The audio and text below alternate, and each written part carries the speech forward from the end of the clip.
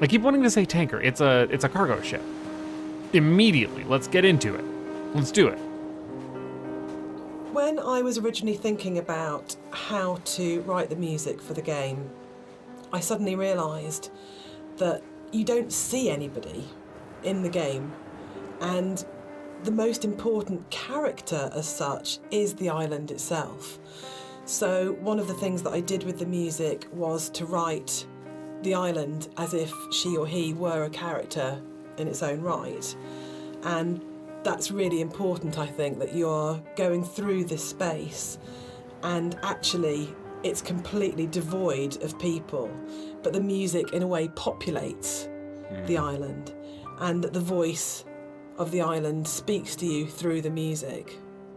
Which is interesting, because I think that's really come on in terms of later games we've done, that sowed the seeds for the way in which we approach music in Rapture, where it was very specifically the voice of characters. A Machine for Pigs as well, where the music was about being Lily's voice in the game, Lily's representation in the game. So it's interesting how, looking back on Esther, a lot of those kind of ideas were tried out here that then came on to take other forms in stuff we've done since. I'm actually not familiar with Rapture, but A Machine for Pigs I am familiar with. Are they talking about Bioshock? They might be. All right, let's talk about walking. Let's do it. We're gonna address the elephant in the room, the very, very slow-moving elephant in the room. So this might be a longer conversation because it kind of fits with that. So Esther was the first of the what are now called walking simulators, and it was really interesting that for us it didn't feel that weird to have a game that was slower than normal, where actually there was lots of time to just walk around and think and look at things. And it was amazing at the time how this was seen as completely revolutionary. And it's really interesting. And it's amazing to see how many other games have kind of like taken it on board. For me, it came from, I didn't see it as being odd to have a game where very little happened, where you thought about what you were doing. For me, it was kind of interesting that you could play some of the best moments in Doom are the bits where nothing's happening and you're just doing it, or System Shock, or those games that I absolutely love. Those quiet moments were the really powerful ones. But Esther is definitely slower than a lot of games, and I think that's actually why it's lasted. I think if we did have moments where we went, should it be faster, should we put a sprint button in, but I'm so pleased that we kind of held our nerve and went, no, just as like in real life, I don't run everywhere because that would be weird. It's okay to have a game where you don't run everywhere, and actually it is a bit weird to run everywhere, but if you're going to do that, then you've got to support it in other ways. And I think the music was a really powerful way of supporting that change of pace. What's really funny for me though, Dan, is that shamefully I'd never played a game before I worked on Dear Esther. So I didn't realise that all games weren't like this, which is now looking back really naive. But I didn't realise that games didn't have, always have, this slow pace, and I thought there were lots of meditative games out there, and that actually wasn't really the case at the time, and that's exploded since. But in terms of the music, supporting that pace that you'd set emotionally felt really important. So if you listen to the music, actually the BPM is at a very slow walking speed. And it just almost, there's a lot of things now that say it's called entrainment, that it slows your heartbeat, or it can speed up your heartbeat when you listen to music. And actually, I think what the Esther music does really successfully is it makes you almost accept, and more than accept, that speed, you actually start to feel that's the pace of your journey. And that I really like that about the music, actually. It makes you just comfortable with that pace too. I think it just eases you into it. You feel relaxed.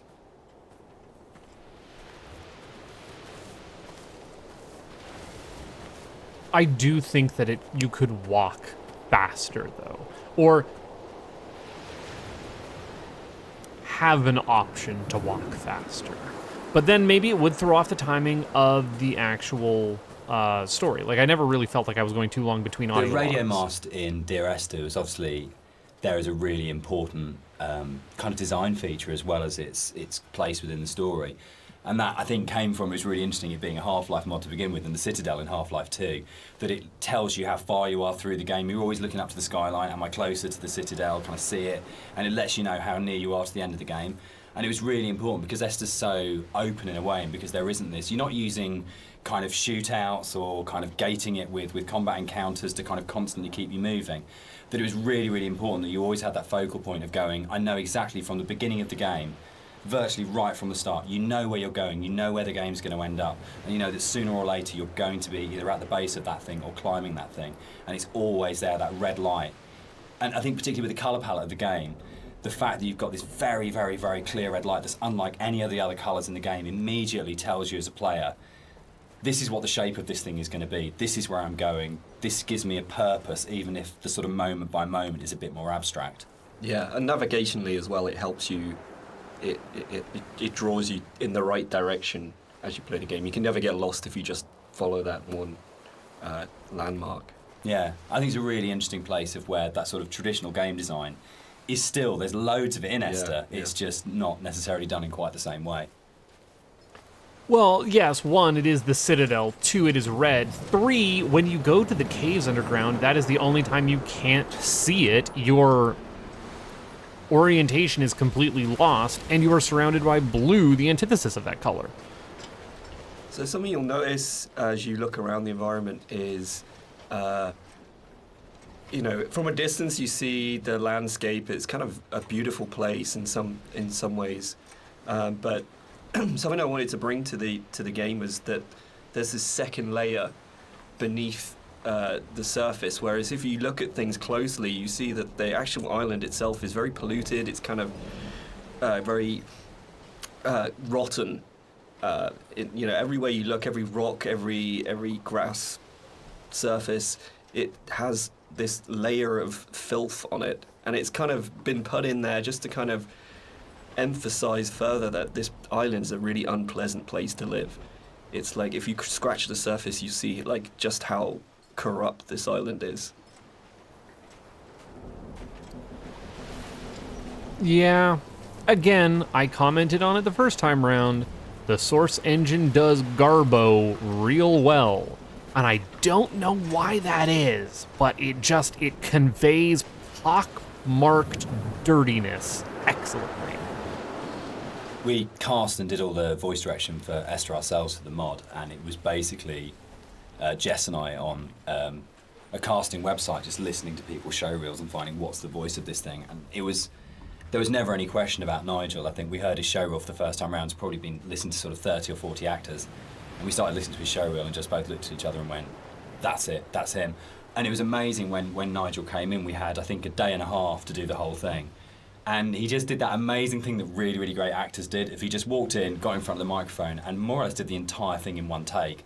And we did hardly any retakes on anything. It just felt like his instinct for the character in the game was so strong that he just, without virtually any direction, just came in and just got it. And one of the hardest things with the voiceover that we did was when we went from the mod, which had 3 potential narrative units per queue, to 4 potential narrative units per queue, was not only finding new bits of writing that kind of complemented and played off what was there in the original mod, but for Nigel to come back in, nearly 5 years later, and to just re-find that voice in exactly the same way and deliver it in a way that fitted in and complemented it was a real testament to his ability as an actor, I think.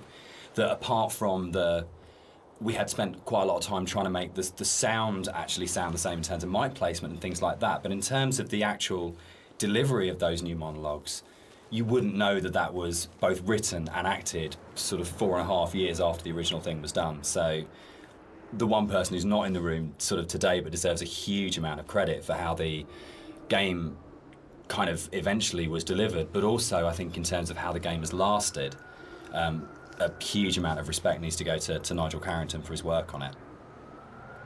Yeah. Again, they were talking about how video game dialogue is often very expository. I'm looking forward to exploring that later in something that I'm cooking up behind the scenes. Don't worry about it. But like without this narrator and this voiceover, because again at the time, like you were talking, like what's the best voiceover in video gaming? We've got expository and what I would call Wikipedia info dumping in Kojima games. Half-Life somewhat naturalistic, but also still more like a stage play delivery. And then this heavy like filmic narration without Dear Esther, you don't get Disco Elysium. So this hole in the ground was kind of a difficult thing in some ways. It's a bit of a challenging aspect of the game. Because, in some ways, it kind of like, I think for me, we wanted to have this kind of this pit here, and I wanted the player to be able to actually go as close as possible and like look over the edge and you know, kind of have this feeling of dread and stuff. But the other issue that we faced was like, what happens if the player just jumps into the hole? Like we have no The death real drive. death in the game. And from a design point of view, Dan, I mean, I don't know what you It was really hard because you know, it was a game where we couldn't let the player die. We didn't want to have respawns, but we had to handle the fact that there would be both accidents where the player would fall off a cliff or something, but also the deliberate urges of the player. Yeah. You know, the first thing you're going to do is go, great, there's an ocean, how far out can I go? Or there's a cliff that's really high, can I jump off it? And how do you have death in a game where you can't have the player die? Because if the player starts breaking up the experience by dying and reloading, then you're in you start breaking the experience a lot. So yeah, I mean, we didn't want to also have like artificial boundaries, you know, where it's like an invisible wall. I found some of those, though. Take a look through the game, you'll never see a place where you think you can get to, but you can't. There's always some kind of actual natural boundary or man-made boundary. Wouldn't let me look over the edge at the that top. was the other thing. We didn't really want to create this invisible wall around this thing, so it kind of, the whole drove the way in which that sort of the very weird audio visual, probably one of the most dreamlike bits in the game, where if you do die and you get the kind of the heartbeat and the strange flashes of visuals. And I think in a lot of ways, if we hadn't had the hole there and we hadn't had a place where we go, right, players will jump in this hole, we have to start from that basis, they will throw themselves down this hole, it kind of gave us the impetus to really, really focus on it. And I think the stuff like the drowning deaths and the cliff deaths are strong because the hole was there, and I'm not sure if the hole hadn't been there, whether or not we'd have arrived at that way of handling it, which I'm really proud of. I think it's a really incredibly creative, interesting way of handling a player going out of bounds and of actually being able to reset the game when the player's basically done something you ideally wouldn't want them to do. yeah, and I kind of think it fits well with the theme of the game as well, because you don't really know what's just happened. Yeah, it's not like you hear a death sound and then you kind of respawn. It's this kind of like very soft, very ambiguous change. You know? There was a point in the original mod where if you died, it would do the whole Half-Life major fracture detected. Yeah. It always brought a really good tone to the game. Yeah. I never once tried to jump down that hole. Because again, jumping into the earth is what you do when you die. And I don't want to experience that. Maybe I have a fairly strong Thanatos.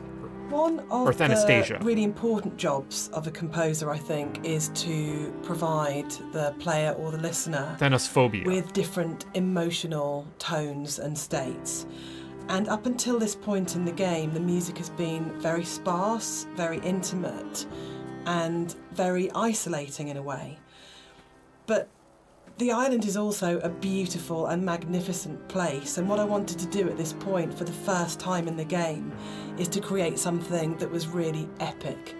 So we go from that shift in scale where it's very intimate and small to suddenly realising that this is an extraordinary and magical place to be, as well as a difficult and quite sad and melancholic place to be. So the string players were instructed at this point to play with much more vibrato.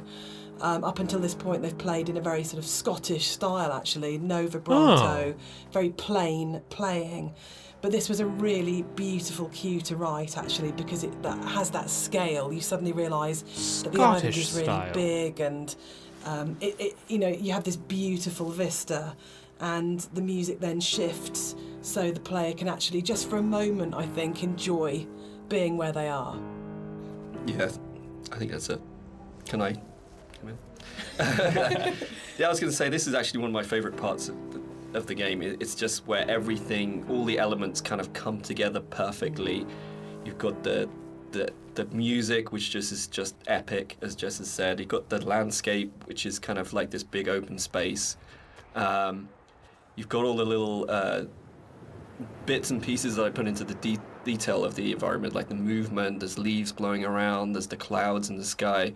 There's the mist rising off of the grass, and then you've got Dan's voiceover coming in there, and I think it's just like all of these elements coming together and just in perfect synergy, and just kind of, it really brings chills up your spine. Yeah, I would say chills up my spine. It's a beautiful switchback. It presented majesty in a way, a Scottish style of playing that is very austere. Inside the bothy, there is a randomised chance that you can find an ultrasound picture on the table, and I think it's the one instance of randomisation in the game that is like the pinnacle of it, because the idea that Esther was pregnant when she died changes everything emotionally about how you understand the story. And not to say that you don't care as much if you don't find it, but it just adds this other layer of just the ground falls away from him the first time I saw it, and the meaning of the crash in Esther's death just means so much more when you go, it's not just about her, there was an unborn child here. And It's a fourth type indie game. I lied. We've got dead kids on the table. Wow. Oh, man. A woman's life is not important until she's carrying child. Dude, do you really want that on your commentary track? Come on. Hold it together. I think that's where the randomisation just hits its absolute peak, because it's one tiny detail that may or may not be there. But if it's there, it's going to fundamentally change the way you feel about the entire thing. And that's the strength that the randomisation elements in Esther kind of provide, that you go, your likely kind of feeling about the story and your understanding about the story can be changed so absolutely by the occurrence or not of one tiny little prop detail. And that's something which, those moments, I think, are what make it really, really special. So it's for me, it's almost like the most important prop in the game, because when it happens, it's so profound. Yeah, and it's again, it's just something that makes each playthrough more personal, I think. This is what I love reading about, people finding these things and going, holy shit, I've just found this one thing that's going to change it. That's changed my interpretation completely. Yeah, absolutely. I really wasn't caring about this whole Esther thing until I found out that my kid was in her, and then it was kind of a big deal. I cannot believe you put that on record. It's fine.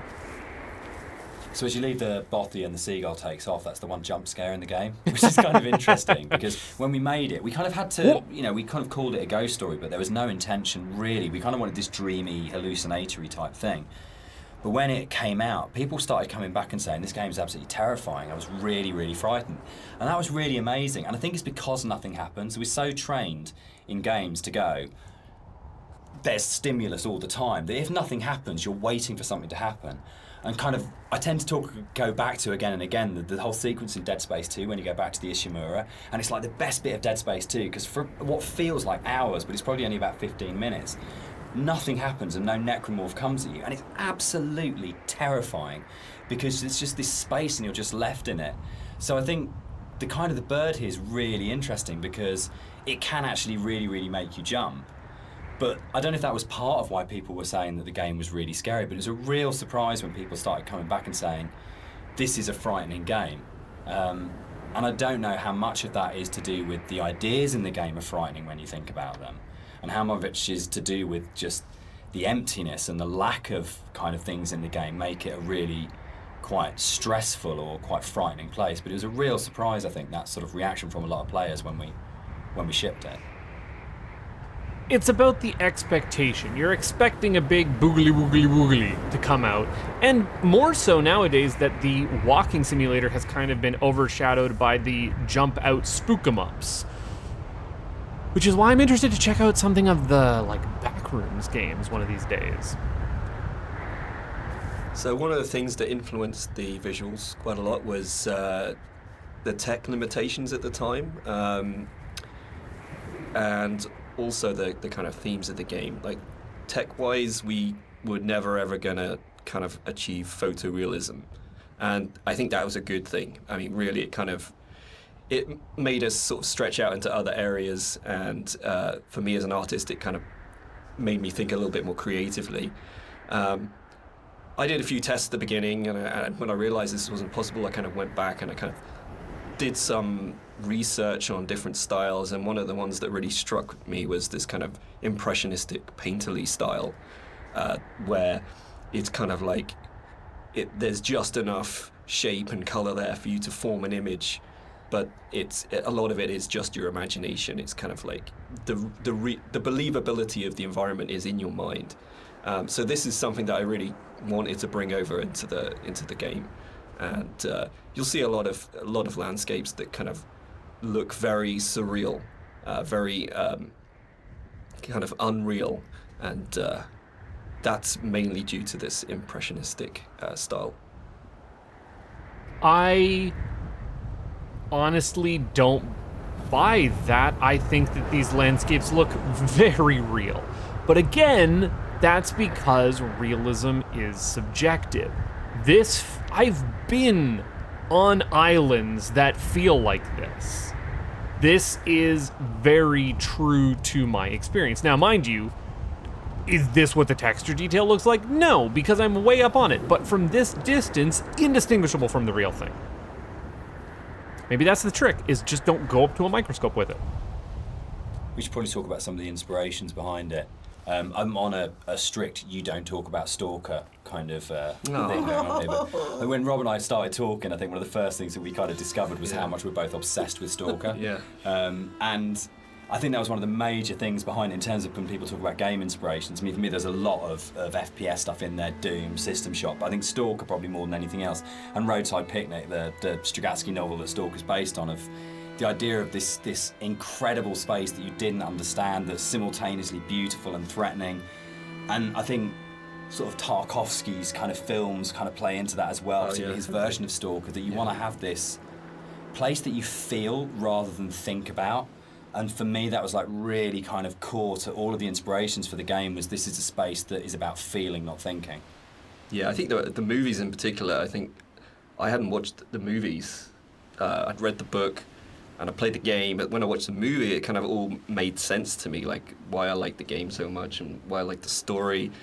It's just like every shot is like a painting. It's like every shot has its story to tell. There's very little dialogue in the actual movie itself. There's just these long, lingering shots, and each shot is amazingly beautiful, and its kind of desolation. And for me, that was like a huge influence, like trying to bring some of that through into the environments. So that is definitely something I'm going to struggle not to talk about. But the game as well. I'd say the actual Stalker game has a big place in my heart. Like gaming-wise, it's one of the reasons I got into game art in the first place. Yeah. So that to me is a big part of it too. I'm a bad film nerd. I haven't watched any Tarkovsky. You know what I have watched? I've watched the George Clooney Solaris, and it was excellent. I really should watch Tarkovsky. One of the more interesting and challenging things to do in the visual side of things is to kind of create an emotional connection with the player. With the music, it's very strong, and the dialogue can kind of help you to feel what the character's feeling, but to kind of really create an atmosphere and to create emotion, it's very difficult.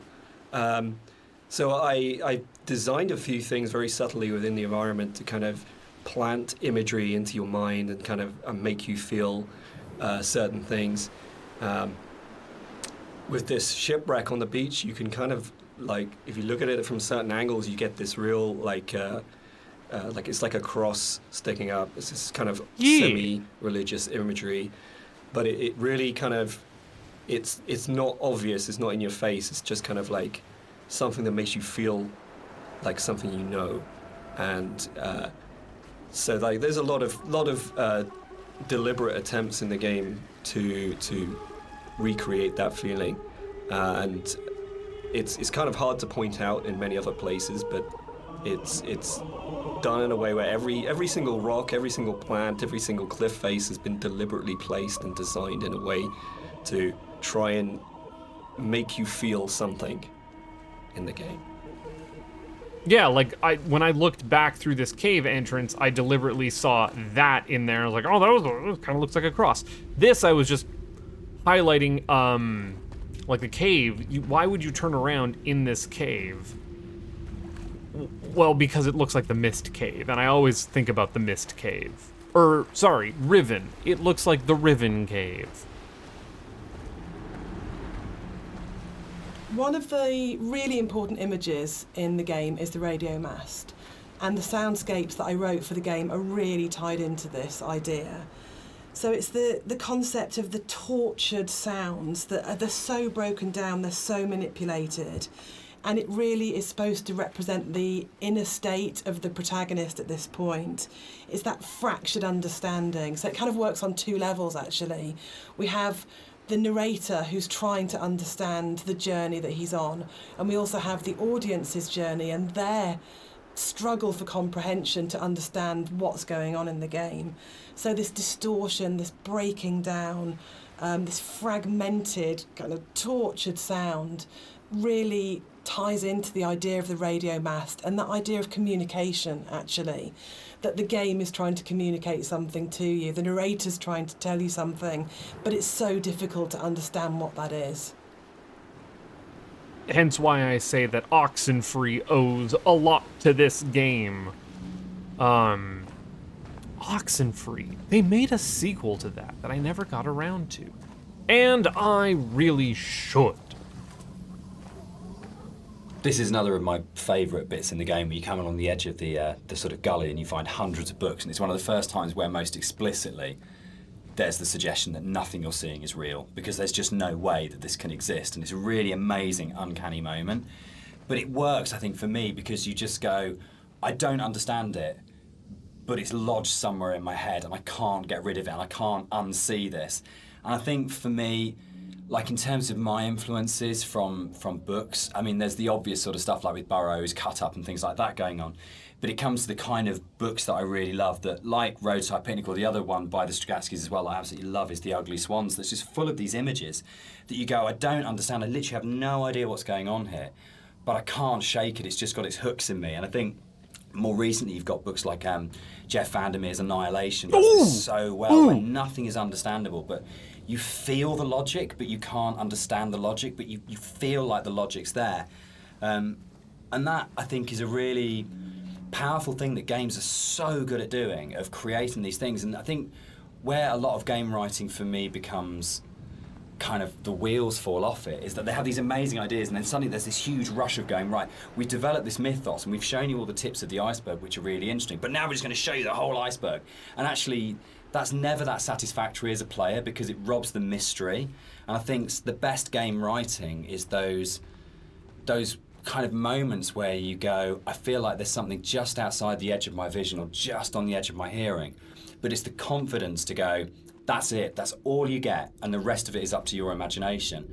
And I think it does loop back to games like Stalker. I think Skyrim at its best does it so well, where you just have these moments where you think, I want to know, but it's going to be down to my imagination to draw those things. And the player's imagination is the most powerful thing you've got in your design kit. There is nothing you can put on screen, there is nothing you can do with audio, there's nothing you can do with dialogue that will ever be as powerful as the player's own imagination. So if you oversell the idea and oversell the image, what you're actually doing is you're kind of not only robbing the player of the opportunity to invest in the game, but you're also fundamentally opting for a weaker tool than what the player can bring to the experience themselves. Absolutely, shout out to Annihilation, thing I didn't realize they would reference. They couldn't possibly have referenced when they were making this originally. This must be contemporary to the recording of the re-release, like remaster.